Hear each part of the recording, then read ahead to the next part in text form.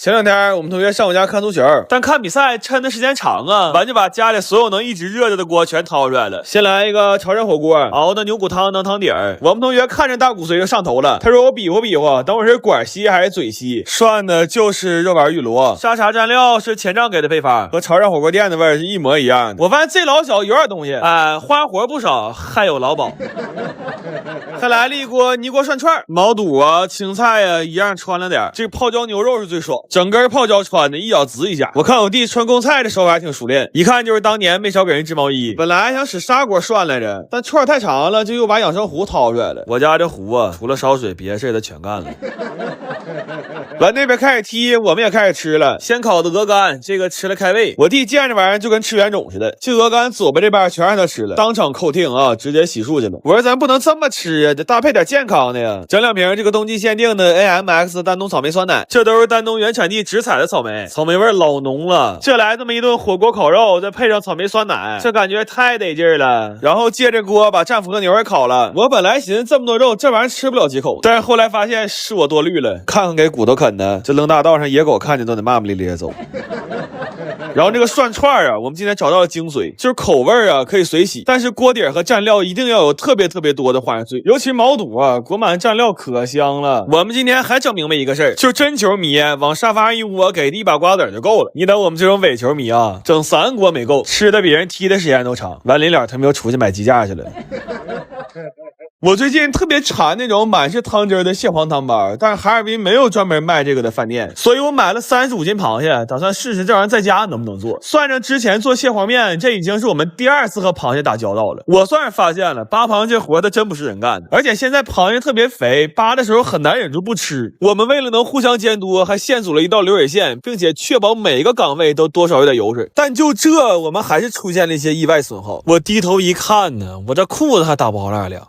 这些是我们7个小时一动没动扒出来的，炒完了一共是6斤6两。我寻思这包上包子不就能吃饭了吗？但是世事难料啊，这包子根本就没个包。这个汤包啊，它讲究一个皮儿薄，所以对手法就有很高的要求。我夯包了一下午啊，翻车了无数回，愣是没得到一个完整的包子。后来我试了一下日式记的方子，它是2叉面粉揉成团之后反复擀压15次。这老高级面粉这么干可太变态了，我一下梦回醒时苏啊！我们擀了2个小时才擀好，然后包完膜给它醒一醒就能用了。到这儿我才明白，合着扒螃蟹是这里他妈最简单的一步啊。但擀完皮有点饿了，就寻整口吃的先垫吧垫吧。这箱零食是我从拼多多上抢的，他们最近7周年庆加大补贴力度，出了个零食任意抽的活动。我抽到了自嗨锅、虎皮凤爪、园艺森林、乐事薯片啥的，这平时买得花好几百，现在直接白嫖。链接放评论区置顶了，这是粉丝专属入口，链接在就说明活动还在线，你们赶快去试试吧。然后这回的面皮就非常筋道了，甚至真的可以吹成个大气球。完包子褶我也不纠结了，爱啥样啥样吧，我决定换个思路。我这顿往里塞馅啊，最小的还包了8两。我寻思这活都干了2天了，还一口没吃上呢，我必须得来一个报复性包法。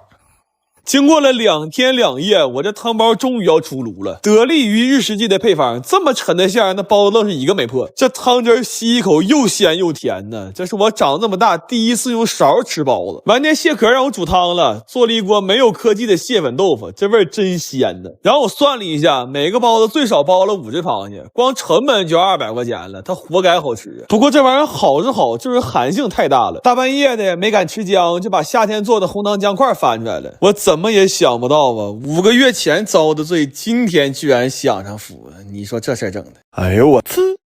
铁子们以后擦不了了。这我奇了怪了，我怎么让人盯上了呢？你说是不是我前女友的前男友的现女友的前男友的前女友跟我前女友有啥关系？完给我刮上了！哎呦我的妈！他不光给我刮小黑屋里的，我这一口气差点没上来，他还给我肺子刮掉了。你瞅给我气的，倒这么多老抽，我差点又给那几个字秃噜出来。我插一句，这汤里你加点雪碧，冷藏2小时，汤绝了！我去好吃的我都想管我爸叫爹，你明白吗？咱们以后拒绝擦和妈，文明你我他，但是只说你我他，我还想他妈。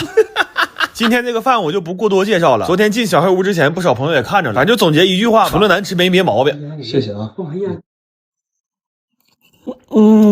那还是饭店吧好吃。这200来块钱东西以后就别自己在家整，没必要，犯不上。商量，宝宝们，咱留个暗号，以后你要想听，你就说个呲，我就给你呲。他妈的，嘿，没记性。狗棚自远方来，直奔我老窝而来。我今天又让人掏了属于。今天的哥们都主动要求干点活。啊！我说爹，你别干了，等会儿你再给我弟家房子拆了，咱聚一次没必要。然后我又是记几个，从扒蒜开始，这3斤多羊排花我150块钱，我等会儿得盯这个吃。差不多就可以上灶了。今天没买龙虾啊，今天人多刷不起。有人说这个冷冻的虾尾别吃，不新鲜。我没吃，我这不给哥们做的吗？我今天还给准备了几个硬菜啊。今天吃挺补啊，人家上你家来，你费心思准备几个拿手菜，串门没热菜，我真接受不了。你一会儿切几盘熟食，一会儿煮几盘海鲜，我就不明白了，哥们，我大老远来上你家吃自助来了，我咋吃大米饭呢？你瞅咱整这玩意儿能不招人吗？来看我们今天吃啥啊？来，哥们，你靠我边来。来，咱们从这边看吧。祖传排骨汤、蒜蓉龙虾尾、虾仁芦笋、羊肉片、土豆炖茄子、水果茶，还有一锅烤羊排。那我们就先吃饭了，行不行？哎呀，你是不是得减肥呀？别看了，别看了，别看了。哈尔滨太热了，上隔壁的隔壁来凉快凉快。这民宿的房东挺性情，骂骂咧咧请我们吃好几顿饭了，这就属于跟我们爷俩尿到一个壶里去了，你知道吧？咱们家人这便宜吗？我说那么的，晚上我给你掂这俩菜，你看看我这手艺咋样？主要他家楼下馆太贵了。今天认真了啊！你看像这个鸡爪子、炖牛肉，还有酸菜鱼，这要不是什么大人物上我家，那都吃不着。但其实上礼拜来俩女同学，我也做了些。我怕这小子吃不惯，再埋汰我给来了一套 DBC 3连。你看咱这个豆角孬的，你再看这个肉段烧茄子，还有这个尖椒护心肉，我这也算是领他体验一下哈尔滨盒饭文化呀。完了，我让枸杞整点喝的，他这一下订这老些。我说你干啥呀？穷家富路啊？他说不是，用奇尔卡点的，这卡点外卖7折起，每天最高领66块钱红包，上支付宝搜奇尔卡就能免费办一张，这2枚扣才花10多块钱。昨天开个优酷会员才4块多，贼合适，点评论区链接也能领。我发现这小子花自己钱的时候都可仔细了。之后从他家冰箱里掏出2个青菜炒一炒，赶紧上炕吃饭。来吧，吃香香了，酸辣土、煎糊、断茄、外五、卤爪、酸鱼、孬角、小烩牛。这个房东看我在这拍挺紧张，我说你客气个嘚儿啊，当自己家呀，哥们儿。这牛肉汤泡点饭，这豆角汤再泡点饭，我的妈呀！你就说在家这么吃一顿，是不是比出去吃省都好吃多了？完了，饭吃了一半，房东说要上学校接他妹妹回来，放暑假了。我弟这家蹦高跟人说，快去吧，我给你热菜，回来让妹妹吃热乎的。快30年了。我从来就没见他这么孝顺过，真的。